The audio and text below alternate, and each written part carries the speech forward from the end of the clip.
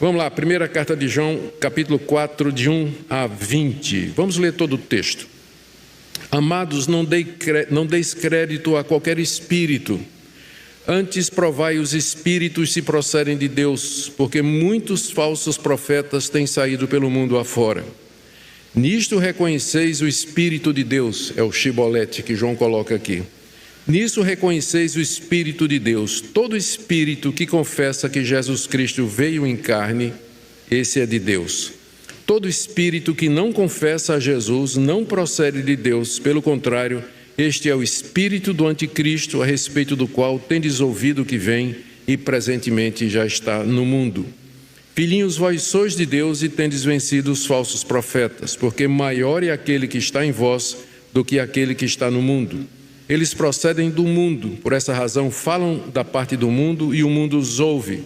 Nós somos de Deus. Aquele que conhece a Deus nos ouve. Aquele que não é da parte de Deus não nos ouve. E nisto reconhecemos o espírito da verdade e o espírito do erro. Amados, amemo-nos uns aos outros, porque o amor procede de Deus, e todo aquele que ama é nascido de Deus e conhece a Deus. Aquele que não ama não conhece a Deus, pois Deus é amor. Nisso se manifestou o amor de Deus em nós, em haver Deus enviado o seu Filho unigênito ao mundo para vivermos por meio dele. Nisto consiste o amor, não em que nós tenhamos amado a Deus, mas em que ele nos amou e enviou o seu Filho como propiciação, pagamento pelos nossos pecados. Amados, se Deus de tal maneira nos amou, devemos nós também amar uns aos outros. Ninguém jamais viu a Deus. Se amarmos uns aos outros, Deus permanece em nós e o seu amor é em nós aperfeiçoado. Nisto conhecemos que permanecemos nele e ele em nós, em que nos deu do seu Espírito. E nós temos visto e testemunhado que o Pai enviou seu Filho como Salvador do mundo. Aquele que confessar que Jesus é o Filho de Deus, Deus permanece nele e ele em Deus. Mais um chibolete, né? Veja que João coloca vários testes à medida que ele vai escrevendo. Aquele que confessar que Jesus é o Filho de Deus, Deus permanece nele e ele em Deus. E nós conhecemos e cremos no amor que Deus tem por nós. Deus é amor, e aquele que permanece no amor, permanece em Deus e Deus nele. Nisso é em nós aperfeiçoado o amor, para que no dia do juízo mantenhamos confiança. Pois segundo ele é, também nós somos nesse mundo. No amor não existe medo, antes o perfeito amor lança fora o medo. Ora, o medo produz tormento, logo aquele que teme não é aperfeiçoado no amor. Nós amamos porque ele nos amou primeiro. Outro chibolete agora no verso 20. Se alguém disser amo a Deus e odiar seu irmão, é mentiroso, pois aquele que não ama seu irmão a quem vê, não pode amar a Deus a quem não vê. Ora, temos da parte dele esse mandamento: aquele que ama a Deus, ame também a seu irmão.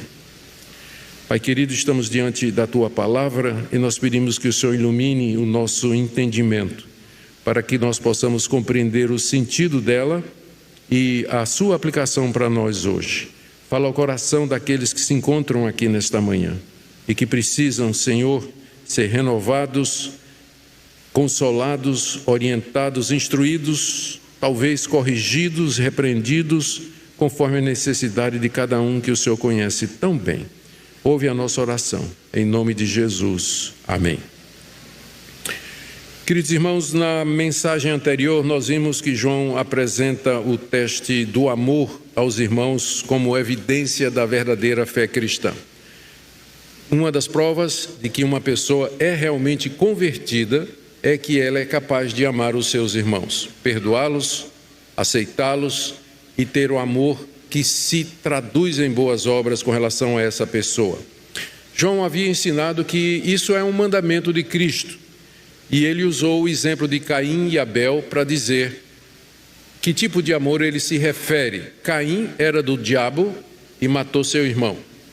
E, portanto, se nós, mesmo não matando os irmãos, mas querendo que eles morram, ou tendo ódio ou mágoa no coração, nós seguimos Caim e não Abel. Portanto, o amor ao próximo é evidência de que você de fato foi regenerado, que você foi salvo, que Deus lhe perdoou e lhe deu a vida eterna. E esse amor, eu estou fazendo um resumo da última mensagem, este amor se traduz em ações concretas. Se você vir o seu irmão passar necessidade e você fechar o seu coração, como é que pode o amor de Deus estar em você? Pergunta João. O amor verdadeiro, então, quando nós estamos convencidos de que amamos, com base no amor de Deus, ele nos dá confiança para nós chegarmos diante de Deus e pedirmos o que quisermos. Nós vimos a relação entre amor e oração. Agora, João fala na continuidade, aqui no capítulo 4, sobre a necessidade que os crentes têm de discernimento espiritual. E ele faz isso trazendo mais alguns testes do verdadeiro ou da verdade. Nós vimos que essa carta foi escrita com o objetivo de combater falsos mestres que estavam se infiltrando nas igrejas da Ásia, a quem essa carta é dirigida. E João escreve dando aos seus leitores 3 testes que eles poderiam fazer para saber se aqueles mestres estavam falando de Deus. Primeiro, o teste doutrinário. Todo aquele que nega que Jesus é o Cristo, esse não é de Deus. Todo aquele que nega isso é falso profeta. O teste moral. Todo aquele que vive na prática do pecado, esse não é de Deus, mesmo que ele diga que é. E o teste do amor, aquele que diz que conhece a Deus, mas não ama seu irmão, esse não é de Deus. Teste doutrinário, moral e social. João repete esses testes aqui na carta. E ele tem como objetivo fornecer bases para que os cristãos examinem todo mundo, todos que ele ouve. Em outras palavras, o cristão não deve ser tolo, um ingênuo, mas naive, que é uma palavra muito boa em inglês, não é? Mas ele deve prestar atenção naquilo que está sendo dito, aplicar esses testes, e existem outros na Bíblia, esses são apenas 3, para discernir se a pessoa está falando da parte de Deus ou não. E é esse o ponto aqui de todo o capítulo 4 que nós acabamos de ler, onde João vai combinar o teste doutrinário, o teste do amor, o teste moral, para, mais uma vez, reassegurar os seus leitores sobre como eles podem discernir a verdade e o erro. E também, aproveitando, os seus leitores deveriam se examinar. Será que eu estou na verdade? Será que eu sou de Deus? Será que eu nasci de novo? Será que a obra de Deus já foi feita em mim? É isso que nós queremos ver aqui. Vamos começar então com a orientação que João nos dá no verso 1, de que é nosso dever examinar os pregadores e os crentes em geral. Amados, não deis crédito a qualquer espírito, antes provai os espíritos se procedem de Deus, porque muitos falsos profetas têm saído pelo mundo afora. Espírito aqui é o princípio que está por detrás de cada pregador. É aquilo que anima, que dá força para aquela pessoa que está falando. Existem 3 possibilidades quando nós pensamos nisso. Existe o espírito humano, às vezes a pessoa se apresenta como sendo de Deus, mas ela está falando simplesmente de si. Existem os espíritos malignos, tem pessoas que são possuídas, oprimidas, opressas, controladas por espíritos malignos, e elas falam coisas que são inspiradas por Satanás. Existe isso, nós vamos ver. E tem aquelas pessoas que falam pelo Espírito Santo. Espírito humano, espírito maligno, Espírito Santo. Se só tivesse o Espírito Santo no mundo, nós não precisaríamos ficar examinando. Mas como existem essas 3 possibilidades, nós somos chamados a examinar, a não acreditar de cara no que você está ouvindo, mas você examinar se de fato aquela pessoa, qual é o espírito que está por detrás daquela pessoa. Não acreditar, mas examinar. A razão que João dá para isso é mencionada aqui no final do verso 1. Já muitos falsos profetas têm saído pelo mundo afora. Nem todo mundo que se apresenta dizendo que é cristão, que vem da parte de Deus, está falando a verdade. Tem muitos falsos profetas. Por que eles são chamados de falsos? Por que eles são chamados de falsos profetas? São chamados de profetas porque profeta é alguém que fala em nome de outro. Então eles se apresentam como dizendo Deus me mandou para dizer a vocês essas coisas. Mas ele é falso, primeiro, porque Deus não mandou, e segundo, o que ele está dizendo é contra aquilo que Deus nos ensina em sua palavra. Então já tem muitos falsos profetas. Se João disse isso naquela época, 2000 anos atrás, imagine hoje. Já tem muitos falsos profetas. Agora veja como nós temos dificuldade em cumprir esse mandamento. Se eu perguntasse a você, para você, na sua cabeça, aí, não precisa falar em voz alta, faça uma lista aí de 5 falsos profetas que você conhece. Tem muitos. Tem, né? Não só aqui no Brasil, não só aqui nos Estados Unidos, mas como no Brasil também. Faça uma lista na sua cabeça de 5 falsos profetas. Eu sei que a maioria de vocês vai ter dificuldade em fazer isso. É porque exatamente nós pensamos que examinar, né, criticamente o que está sendo dito é julgar. E a Bíblia diz, não julgueis. Então muita gente diz assim, mas pastor, né, a Bíblia não diz, não julgueis. Só que o julgamento que Jesus proíbe é o julgamento hipócrita. Porque ele diz, por que você vê a trave no olho do seu irmão e não vê o cisco que está no seu olho? Hipócrita, primeiro tira a trave do teu olho para você poder tirar o cisco do olho do irmão. E em seguida Jesus disse, não dê aos cães e aos porcos as pérolas e aquilo que é precioso. Para eu obedecer esse mandamento de Jesus, eu tenho que saber quem é porco e quem é cão. Senão, Jesus disse para não dar pérolas aos porcos. Então eu tenho que examinar para dizer, isso aí é porco. Eu não vou dar as pérolas do Evangelho, não vou dar as verdades de Deus para essa pessoa. Nós somos chamados a não ser bestas, né? O cristão não tem que ser besta, ele não tem que ser naíve, inocentão, dizer que está tudo muito bem. Não, existe um sentido em que ele tem que ser bem crítico, ele tem que avaliar, ele tem que analisar o que é que ele está ouvindo, porque já tem muito erro, já tem muita mentira em nome do Evangelho, em nome de Cristo espalhada pelo mundo. Muitos falsos profetas já saíram pelo mundo afora, como aqueles que estavam infestando as igrejas a quem João escreve. Em seguida, João apresenta mais uma vez testes que nós podemos usar para discernir quem está falando de Deus ou não, que servem para os seus leitores também e que identificam o verdadeiro cristão. E eu quero entrar nessa passagem por isso aí. 6 ou 7 marcas do verdadeiro cristão a partir desse pano de fundo que nós estamos descrevendo aqui. Então vamos lá para a primeira marca. O cristão verdadeiro, à luz de tudo isso que nós vimos, ele confessa a encarnação de Cristo. Ele confessa a encarnação de Cristo, versos 2 e 3. Vocês podem reconhecer o Espírito de Deus. Todo espírito que confessa que Jesus Cristo veio em carne, esse é de Deus.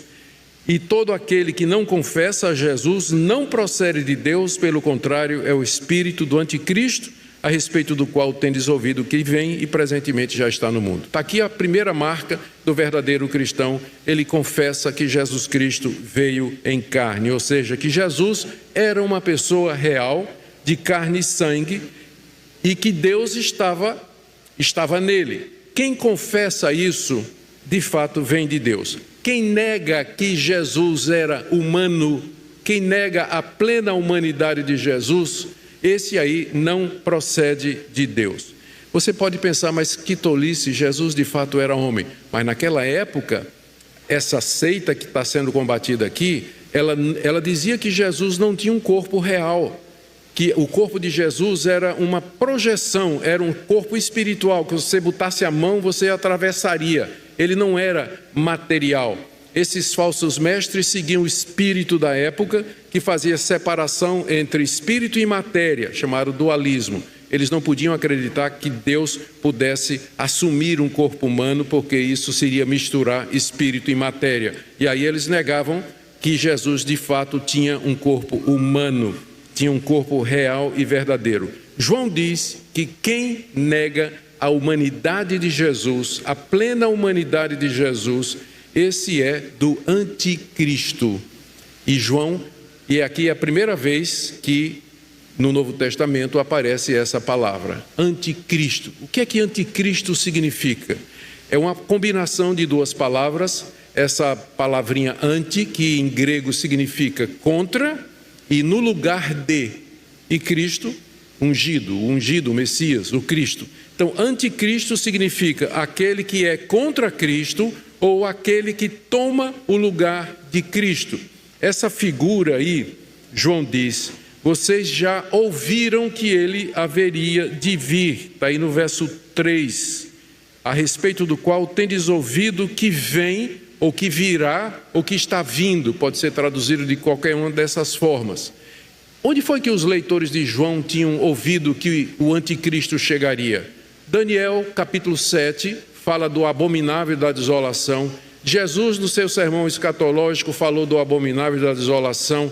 O apóstolo Paulo, em Tessalonicenses, segundo aos Tessalonicenses, capítulo 2, falou do homem da iniquidade, o filho da perdição, que se senta no lugar sagrado, parecendo ser Deus, que faz sinais prodígios pelo poder de Satanás. Então, os leitores de João já tinham ouvido a respeito do anticristo. Há diferentes interpretações no meio reformado sobre o anticristo. Alguns dizem que essa passagem de João, ela já se cumpriu lá na invasão dos romanos no ano 70, e outros dizem que ainda o anticristo haverá de se levantar. Não importa antes ou depois, o que importa é que o espírito do anticristo já está presente no mundo, ou ainda está presente no mundo, como João diz aqui. E como esse espírito do anticristo se manifesta? Através de pregadores, através de pastores, através de teólogos, escritores, influencers, blogueiros que vão dizer para você que Jesus Cristo não era verdadeiro homem e que, portanto, ele também não era aquilo que a Bíblia diz que ele é, o Filho de Deus, aquele que veio para ser o nosso Salvador.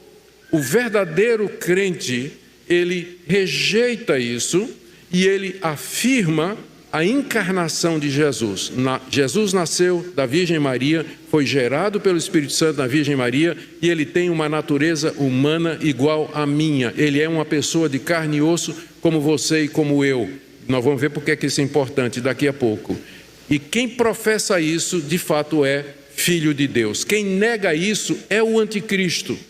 Ele está possuído ou guiado pelo espírito do anticristo. E esse é o teste que João coloca aqui.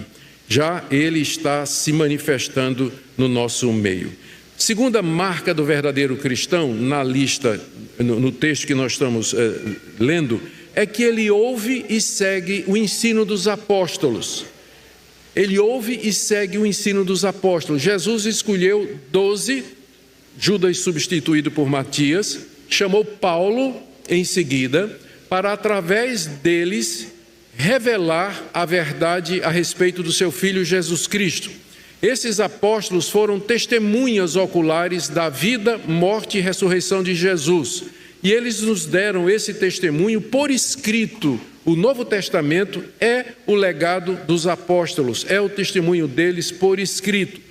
Quem é de Deus, ele vai ouvir esse testemunho e ele vai receber a palavra dos apóstolos. Veja bem, você não viu Jesus. Como é que você sabe a respeito de Jesus? Você sabe a respeito de Jesus com base no testemunho dos 12 e de Paulo, que escreveram o Novo Testamento e falaram tudo aquilo que a gente pode saber a respeito de Jesus. Quem é de Deus vai ouvir a palavra dos apóstolos, como está aqui no Novo Testamento, e vai seguir. E nós já vimos aqui, não é, que os falsos mestres, eles ensinavam que Jesus não era feito de carne, que uma vida em pecado não faz diferença e que necessidades físicas das pessoas também são irrelevantes, e eles até reivindicavam ter um conhecimento secreto que somente eles tinham e que podia salvar. Esse tipo de apelo e mensagem estava se tornando muito popular no mundo da época e estava encontrando abrigo, inclusive nas igrejas, para quem João está escrevendo. Como é que poderia explicar isso, não é? Como é que João poderia explicar isso aos leitores e evitar que eles caíssem nesse erro? O ponto que João introduz aqui é o seguinte: primeiro, seus leitores eram de Deus. São alguns pontos, veja só, a partir do verso 4. filhinhos, vocês são de Deus. Que segurança, não é? A gente ouviu isso do apóstolo João, vocês são de Deus, vocês não são do inimigo das nossas almas, mas vocês pertencem a Deus. Segunda coisa que ele diz, vocês já venceram os falsos profetas. Em que sentido já venceram o falso profeta? Porque não estavam seguindo o que os falsos profetas estavam dizendo. Então, já tinham vencido os falsos profetas. Terceira coisa, a razão pela qual eles tinham vencido os falsos profetas é porque maior é aquele que estava neles do que aquele que estava no mundo. Verso 4. João se refere ao Espírito Santo. Nós, quem é de Deus, tem o Espírito Santo. E o Espírito Santo é mais forte do que o espírito do anticristo que já está presente nesse mundo. Se você é de Deus, o Espírito Santo habita em você, e pelo poder do Espírito Santo você vai discernir a verdade e o erro, e você não vai seguir o falso ensino. Às vezes um crente verdadeiro ele pode estar equivocado sobre pontos secundários de doutrina, tipo estrutura da igreja, dons espirituais, papel da mulher na igreja, a relação da igreja e do Estado. Às vezes um crente verdadeiro ele pode estar equivocado nessas questões, mas ele nunca vai estar equivocado com relação a essa verdade central a respeito de Jesus, que Jesus é o Filho de Deus que se tornou carne, que ele morreu na cruz, morreu de verdade, ressuscitou com um corpo humano glorificado e vive assim até o dia de hoje. Então, todo crente verdadeiro vai confessar isso, porque é obra do Espírito Santo em seu coração. Maior é aquele que habita em nós do que aquele que está no mundo, que é o anticristo. A quarta coisa que João diz aqui é que o sucesso dos falsos profetas, que tinham muitos seguidores já no primeiro século, é porque eles não eram de Deus e falavam do mundo, falavam da linguagem do mundo, por isso o mundo o ouvia e o mundo seguia. A palavra mundo aqui significa não as coisas criadas, mas significa a humanidade perdida sem Deus. Por que é que esses falsos profetas tinham tantos seguidores? Você nunca se pergunta isso? Meu Deus, por que que as igrejas que pregam a Bíblia às vezes são tão pequenas e aí você tem falsos profetas, gente que é mercenária, que ensina doutrina errada, a igreja lotada, gente que saindo pelo ladrão, como a gente costuma dizer, não é? Como explicar isso aí?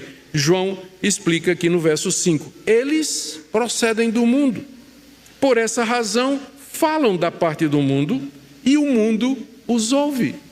Eles têm um discurso que as pessoas gostam de ouvir, eles falam aquilo que vai consolar pecadores a continuarem no seu caminho de pecado. Eles não falam de arrependimento, mudança de vida, juízo de Deus, céu, inferno, a necessidade de arrependimento fica faltando nesses pregadores. O que eles pregam é prosperidade, bênçãos materiais, saúde, vitória e tudo aquilo que você precisa aqui nesse mundo. Sobre a pessoa de Cristo, o que ele fez na cruz, quase nada.